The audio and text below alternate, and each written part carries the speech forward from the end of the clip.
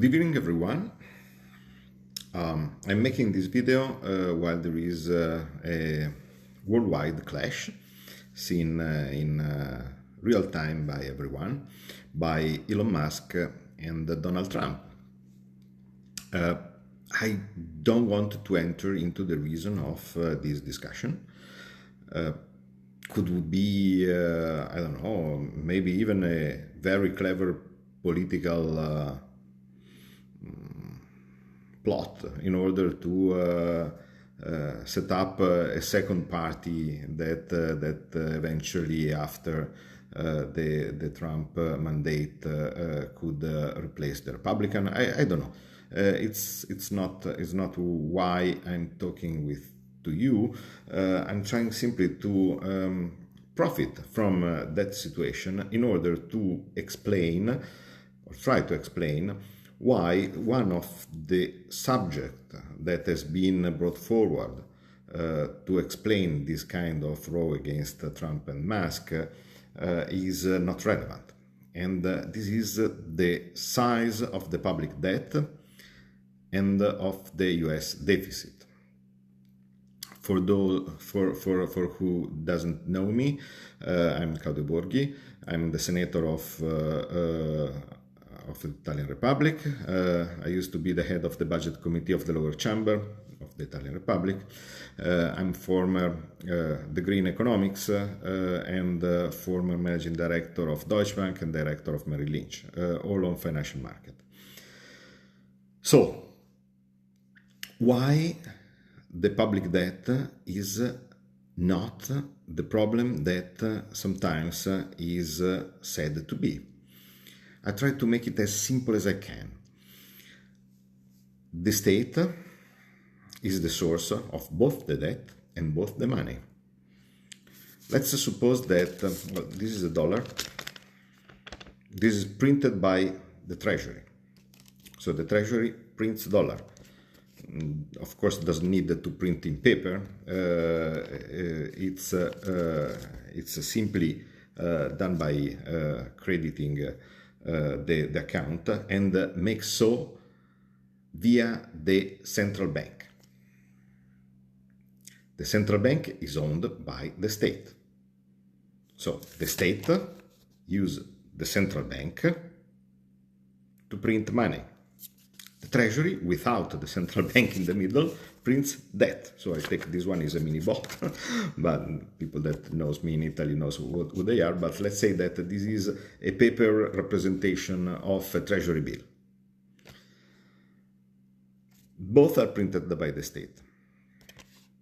So why should we be worried about the debt, and we are not worried by the currency? Mr. Greenspan once said, when he was asked whether the public debt of the US was safe, and he said pretty much so, because we can always print money to pay for it. It's so simple. So imagine that when this bond came due, there is no one willing to buy again a new bond. Well, it seems that the state must find the money to repay the owner of this debt, but they can't print money. It's impossible that the state runs out of money. So it prints money and repays the debt. So there is zero possibility for the state to default on his own debt. Sometimes happened in the past, Russia did once, Ecuador or something like this, but it was a political decision. Could happen if ever, for some reason, I don't know, a state would not be willing to repay his debt printing money, for any reason. But usually that is not a problem. Why the state use the debt? Because supposing that the state decided to use to print only currency and to finance everything that he needs with currency. As I told you, is a choice. He could do so. But what happens? What happens that if the family has only currency and not public debt, and the family are, encouraged to have savings, because it's important that then a family has savings. You don't know what could happen in the future. Maybe in the future you need a new car. Maybe in the future you need, I don't know, to pay for medicines. You need for pay for surgeon and for the school for the children. And so that's why family is important that they have savings. But let's suppose that there is only cash available. If there is only cash available, what it means that supposing that the family thinks to stash some I don't know $1,000 as a savings, well, the inflation simply eroded the value of the savings. So you start the year with this banknote that could buy you I don't know 10 tomatoes, and then at the end of the year, if there is 10% inflation, you can only buy 9 tomatoes with this bill. So that's why it's not good for a system that thinks that it's important to have savings, because having only cash erodes the savings and pushes to spend as much as you can. So that's why you print debt, because what happens that the family, the state prints the debt, he receives the money from the citizens owns the debt. At the end of the year, he will receive the par value of the debt plus some interest. But this interest should be designed to cover only the inflation. So there is no one that really gains, because the state receives the cash from the citizens and pays the difference between the initial value of the cash received and the final value of the cash received in form of interest. So the bond that the citizens got devalues, but on top receive the interest. The cash that the state received devalues, so it's got to pay less to the owner of the bond, but he gives a small interest, so no one gains. It's simply a shift in value. So, in fact, it doesn't matter what is the size of the debt. As long as it's managed in a sensible way, the total amount of the debt shrinks every year by the value of inflation and pays out the interest in order to cover this inflation. That's the main reason, as far as I know, for this system based on the debt. But there is no risk of default if ever you have your debt that is denominated in the currency that you control. Argentina can default, because if ever a state decided to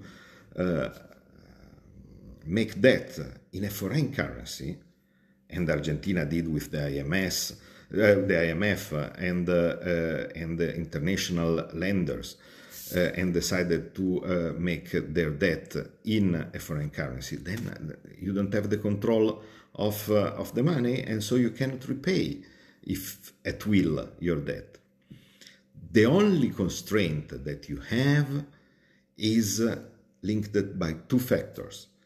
The one is inflation, and the second one is the trade balance. So, if ever Mr. Musk would have said that the reason for having a contractionary budget is in order to rein in the trade deficit, well, This could have been matter of discussion because US has got a huge trade deficit, and making a balanced budget or even a contractionary budget is one of the way to rein in this trade deficit, simply because you give less money to the citizens. Your citizens, having less money, spend less. Spending less, they import less, and that's why your trade deficit shrinks. But you are already doing so with tariffs. Tariffs are aimed to shrink your trade deficit. You are already doing so, devaluing the dollars. If you add on top of this a contractionary budget, so it means that you actually take money out of your economy, well, I think that could go wrong and could be too painful than what is necessary. So in my opinion, President Trump makes a sensible decision, and I think that Scott Bessent knows what it means because he was a fan of Abenomics. So the wise decision to make a bill that is expansionary can offset the other two components that still probably could be able to rein in and to reduce the trade deficit. That means the difference of the amount of goods that US import and the one that they export, without making too painful for the country to have, I don't know, 1, 2, 3 year maybe of contraction. Contraction means that firm will shut. Contraction means that there will be business that will go bankrupt, and it's not something that I would advise to. So in my opinion, the idea of Trump and Scott Bessent to make a budget that is not contractionary is sensible, and I don't think that Mr. Musk should think that this is something undermining the work that he did with the Department of Efficiency for the government, because the fact that you need to put money in the economy in order to avoid a recession doesn't mean that you can do better with the money that you spend. So if you squander a lot of money, for example, in US aid or propaganda things, or sending pension to dead people or something like this, well, that's a great improvement for the state. So it doesn't mean that it's not useful, this kind of job. But if you simply cut expenses and you are not replacing with some productive expenses, on the other hand, you risk to be mired in a recession, and it's not something that it's advisable in this moment. So, once for all, the deficit, it's the money that you pour into your economy. If you make zero deficit, it means that you have to shrink at the moment the amount of money that you are pouring into the economy, and this is probably a good way to start a recession. Is a matter of concern because your deficit will add up to the debt? No, because what I said, the debt is not a problem because you control the currency that they are printed to. You are concerned about inflation? Maybe. But remember that there is a trade-off between inflation and unemployment. In my opinion, it's at the moment, at this level of inflation, unemployment is much more dangerous than inflation. A moderate inflation, let's say 4%, even 5%, is something manageable. So in my opinion, Scott Bessent got it right. Mr. Musk did an exceptional job in finding out what are some expenses, some wasted money from the government. Still, the argument that this budget is going to make America insolvent, it's probably, I don't know, came from someone that show some Austrian way of thinking of economics, that if you are very rich, it's tempting, but it's not the reality. There is zero risk of default if you control your currency, for the same reason that it's the state that prints the money and it's the state that prints the debt. Let's say that probably you remember what is the amount of money taken back by the Federal Reserve during the quantitative easing program. I don't remember the exact number for the US, but it's massive. So at the moment, this debt is held in the coffins of the Federal Reserve.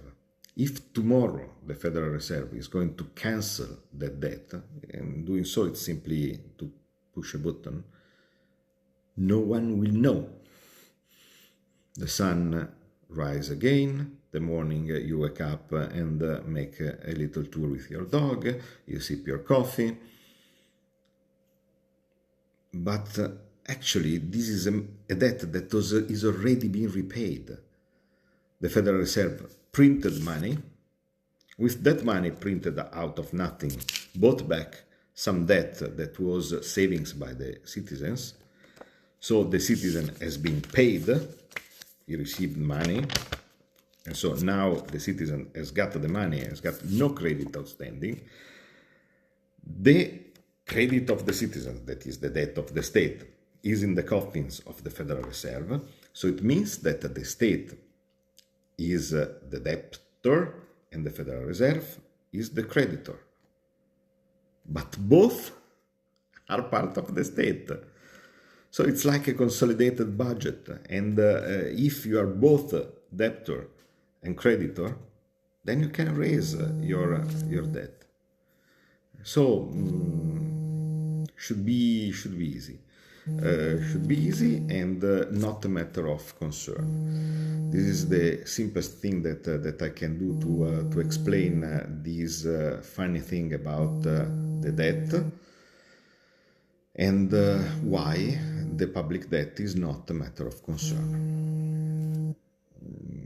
Thank you for taking your time with me. Today is my birthday, and it's simple.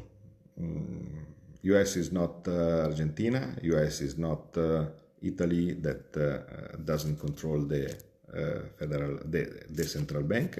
The only question that one should pose is, if does the US government has full control of the Federal Reserve? This is the question. Because if the question is no, then it's a problem. But if the question has an answer, a yes, as it should be, because the Federal Reserve should be part of the state, then there is zero risk of any kind of default for the debt. And the only political decision that a government should take is whether is possible to choose between a little bit more inflation, a little bit less of employment, or this kind of parameter. Where is the quickness where they wanted to shrink the trade deficit? What is the level of tariffs that the state wanted to impose in order to try to reshore back the business into the US in order to have more domestic production than to rely on imported goods? These are political choices. There is no receipt for free money. There is no receipt to print 1 million to give to every citizen. This is stupid things that are told in order to hide this simple truth. But for the rest, the argument that having a deficit can lead to the US being insolvent is baseless. For the rest, I don't want to go into the reason of the argument between Musk and Trump, but this is the debate that should be done, and the right way to address the political choices should be made on facts and not on legend. Because the legend of the state running out of money or the scarcity of the money is a legend, and so not to be taken seriously. Thank you so much. Bye.